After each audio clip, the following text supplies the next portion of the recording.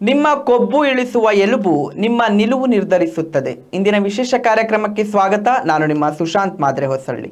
ಎಲುಬು ಇಲ್ಲದಿದ್ದರೆ ನೀವು ನಿಲ್ಲಲಾರಿರಿ, ನಡೆಯಲಾರಿರಿ. ಮೂಳೆ ಮಜ್ಜೆ ಎಂಬ ಸ್ಪಂಜು ಕೂಡ ಮುಖ್ಯ. ಏಕೆ ಎಂದು ನೋಡೋಣ ಬನ್ನಿ. ನಮ್ಮ ನಿಲುವು ಎನ್ನುವುದು ನಮ್ಮ ಎಲುಕಟ್ಟನ್ನು ಅವಲಂಬಿಸಿದೆ. ಎಲುಬು ವಾಲಿದ್ದರೆ ಅಥವಾ ಮುರುಟಿದ್ದರೆ ನಮ್ಮ ನಿಲುವು ಕೂಡ ವಾಲಿರುತ್ತದೆ ಮತ್ತು ಮುರುಟಿರುತ್ತದೆ. ದೇಹವು ಮಾಂಸಮೂಳೆಯ ತಡಿಕೆ, ಅದರ ಮೇಲಿದೆ ತೊಗಲಿನ ಹೊದಿಕೆ ಎಂದು ದಾರ್ಶನಿಕರು ಹೇಳಿದ್ದಾರೆ. ಮಾಂಸ ಕೂಡ ತಡಿಕೆ. ದೇಹದಲ್ಲಿ ತಡಿಕೆ ಎನ್ನುವುದ ನಮ್ಮ ಎಲುಕಟ್ಟು ಇಲ್ಲವೇ ಅಸ್ಥಿಪಂಜರ, ಅದೇ ಮೂಳೆಯ ಗೂಡು. ಆ ಗೂಡು ಇದ್ದಂತೆ ಮಾಂಸ. ತೊಗಲುಗಳ ಜೋಡಣೆ ನೋಡು, ಅದು ಸರಿ. ಈ ಎಲುಬು ಏನು? ಅದು ಬಲವಾಗಿ ಇರಬೇಕು ನಿಜ, ಆದರೆ ಅದಕ್ಕೆ ನಮ್ಮ ಮಾತು ಕೇಳಿ ಅಭ್ಯಾಸವಿಲ್ಲ. ನಾವೇ ಅದರ ಮಾತು ಕೇಳುತ್ತಾ ಬಂದಲ್ಲಿ ಅದು ನಿಮ್ಮನ್ನು ಮುಂದಕ್ಕೆ ನಡೆಸುತ್ತದೆ.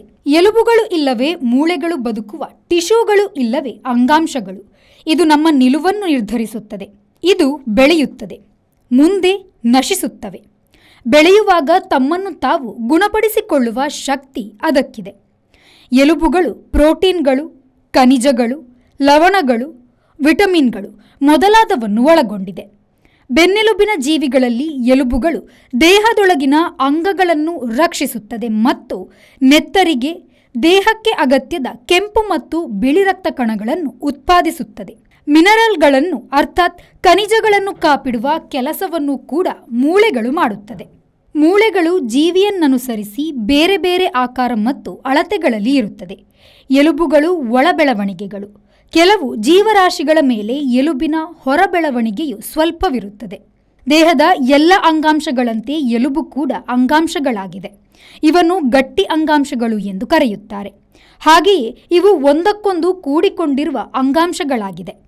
ಇಡೀ ದೇಹದಂತೆಯೇ ಎಲುಬು ಕೂಡ ಜೀವಕೋಶಗಳಿಂದ ಆಗಿದೆ. ಆದರೆ ಇವೆಲ್ಲ ವಿಭಿನ್ನ ಬಗೆಯ ಜೀವಕೋಶಗಳು.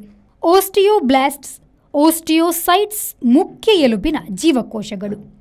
ಕ್ಯಾಲ್ಸಿಯಂ ಮೊದಲಾದ ಖನಿಜ ತುಂಬಿದ ಗಟ್ಟಿ ಎಲುಬಿನ ಹೊರಭಾಗವಿದ್ದರೆ ಒಳಭಾಗದಲ್ಲಿ ಮೃದುವಾದ ಮೂಳೆ ಮಜ್ಜೆ ಇಲ್ಲವೇ ಬೋನ್ ಮ್ಯಾರೋ ಇರುತ್ತದೆ. ಈ ಮೂಳೆ ಮಜ್ಜೆಯು ರಕ್ತ ಕಣಗಳನ್ನು ತಯಾರಿಸುತ್ತದೆ. ಶರೀರದ ಎಲ್ಲ ಕಡೆಗೂ ನರವ್ಯೂಹ ಸಂಪರ್ಕವನ್ನು ಸುಗಮಗೊಳಿಸುತ್ತದೆ.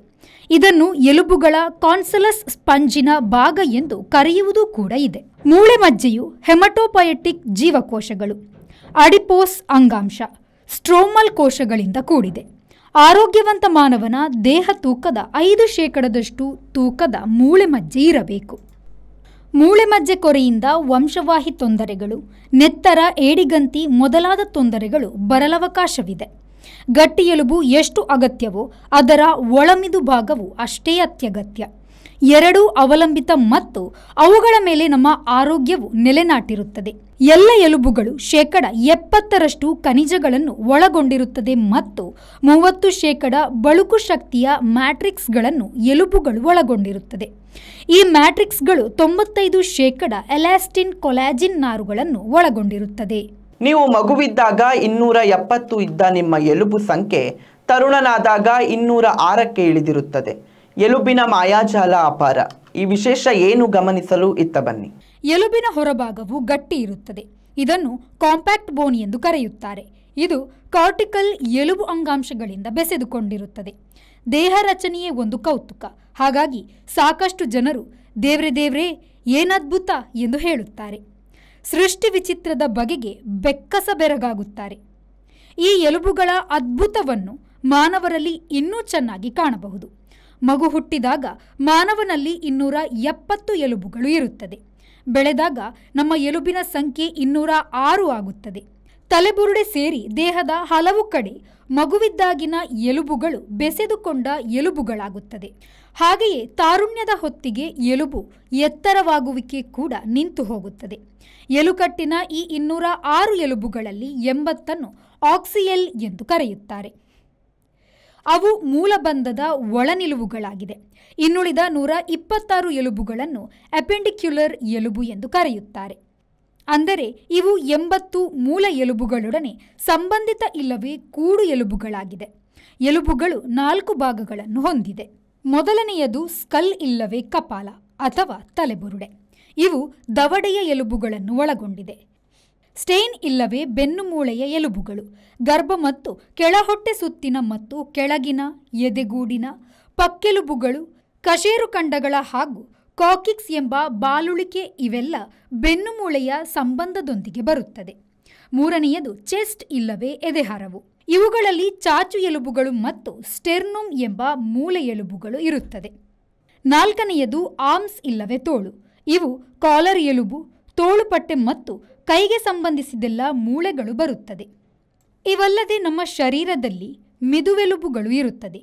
ಮೂಗು, ಕಿವಿ ಮೊದಲಾದ ಕಡೆ ಈ ಎಲುಬುಗಳು ಇದೆ. ಎಲುಬಿನ ಓಸ್ಟಿಯೋನ್ ಎಲುಬಿನ ಮುಖ್ಯ ದ್ರವ್ಯವಾದ ಕ್ಯಾಲ್ಸಿಯಂ ಅನ್ನು ಸಂಗ್ರಹಿಸುತ್ತದೆ. ಎಲುಬಿನಲ್ಲಿ ಖನಿಜಗಳು ಕಡಿಮೆಯಾದಾಗ ಎಲುಬಿನ ಜೀವಕೋಶಗಳ ದಟ್ಟಣೆಯೂ ಕೂಡ ಕಡಿಮೆಯಾಗುತ್ತದೆ. ಇಂಥ ಸ್ಥಿತಿಯಲ್ಲಿ ಮೂಳೆ ಮುರಿಯುವಿಕೆ ಉಂಟಾಗುತ್ತದೆ. ದೇಹದೊಳಗೆ ಎಲುಬುಗಳ ಬಿರುಕು ಕೂಡ ಉಂಟಾಗಬಹುದು. ಎಲುಬಿಗೆ ಸಂಬಂಧಿಸಿದಂತೆ ಸಾಮಾನ್ಯವಾಗಿ ಕಾಡುವ ತೊಂದರೆಯೇ ಕೀಲುವಾತ. ಎಲುಬುಗಳು ಕೂಡುವಲ್ಲಿ ಎರಡು ಎಲುಬುಗಳ ನಡುವೆ ಮಿದುವೆಲುಬು ಮತ್ತು ಸ್ಪಂಜೆಲುಬು ಇರುತ್ತದೆ. ಫೆಮ್ಯೂರ್ ಎಂಬ ಮೇಲುಗಾಲೆಲುಬು ದೇಹದಲ್ಲಿ ಅತಿ ಉದ್ದದ ಎಲುಬಾಗಿದೆ. ಅವುಗಳು ಪ್ರಾಯದೊಡನೆ ನಷ್ಟವಾದಾಗ ಮುಖ್ಯವಾಗಿ ಮೊಣಗಂಟು ಮೊದಲಾದ ಕಡೆ ಎರಡು ಎಲುಬುಗಳು ಒರೆಸಿಕೊಂಡಂತಾಗಿ ಅತೀವ ನೋವು ಉಂಟಾಗುತ್ತದೆ ಮತ್ತು ನಡೆಯಲು ಕೂಡ ಕಷ್ಟವಾಗುತ್ತದೆ. ಎಲುಬುಗಳು ಎಷ್ಟು ಮುಖ್ಯವೋ ಎರಡು ಎಲುಬುಗಳ ನಡುವಣ ಕೀಲುಗಳು ಕೂಡ ತುಂಬ ಮುಖ್ಯ. ಅವು ಸವೆಯುವುದು ಕೂಡ ಒಂದು ಸಮಸ್ಯೆ. ಎಲುಬುಗಳ ಕೆಲಸ ಮತ್ತೂ ಇದೆ. ಉದಾಹರಣೆಗೆ ರಕ್ತದ ಸಕ್ಕರೆ ಮತ್ತು ಎಲುಬಿನ ಕೊಬ್ಬಿನ ಪ್ರಮಾಣವನ್ನು ಹಿಡಿತದಲ್ಲಿ ಇಡುವ ಆಸ್ಟ್ರಿಯೋಕ್ಯಾಲ್ಸಿನ್ ಎಂಬ ಹಾರ್ಮೋನು ಎಲುಬುಗಳಿಂದ ಒಸರುತ್ತದೆ ಎಂಬುದನ್ನು ಮರೆಯುವಂತಿಲ್ಲ. ಕೀಲುವಾತ, ಸಂಧಿವಾತ ಎಲ್ಲವೂ ನಡೆಯಲು ಬಿಡದ ನೋವು ನೀಡುತ್ತವೆ. ಎಲುಬಿಗೆ ಬೇಕು ಸುಣ್ಣಾಂಶ, ವಿಟಮಿನ್, ಖನಿಜ, ಪ್ರೋಟೀನ್ ಅಂಗಾಂಶಗಳು ಎನ್ನುತ್ತಾ ಇಂದಿನ ನಿಮ್ಮ ಕೊಬ್ಬು ಇಳಿಸುವ ಎಲುಬು ನಿಮ್ಮ ನಿಲುವು ನಿರ್ಧರಿಸುತ್ತದೆ ವಿಶೇಷ ಕಾರ್ಯಕ್ರಮದಿಂದ ಬಿಡುವು ಪಡೆಯೋಣ. ಇದಿಷ್ಟು ಇವತ್ತಿನ ವಿಶೇಷ ಕಾರ್ಯಕ್ರಮದ ಸುದ್ದಿ. ಇನ್ನಷ್ಟು ವಿಶೇಷ ಕಾರ್ಯಕ್ರಮಗಳು ಹಾಗೂ ಮನೋರಂಜನೆಗಳನ್ನು ನಿಮ್ಮ ಮುಂದೆ ತರ್ತೀವಿ. ಅದಕ್ಕಾಗಿ ವಿ4 ನ್ಯೂಸ್ ಫೇಸ್ಬುಕ್ ಪೇಜ್ನ ಫಾಲೋ ಮಾಡಿ ಹಾಗೂ ಯೂಟ್ಯೂಬ್ ಚಾನಲ್ನ ಸಬ್ಸ್ಕ್ರೈಬ್ ಮಾಡಿ.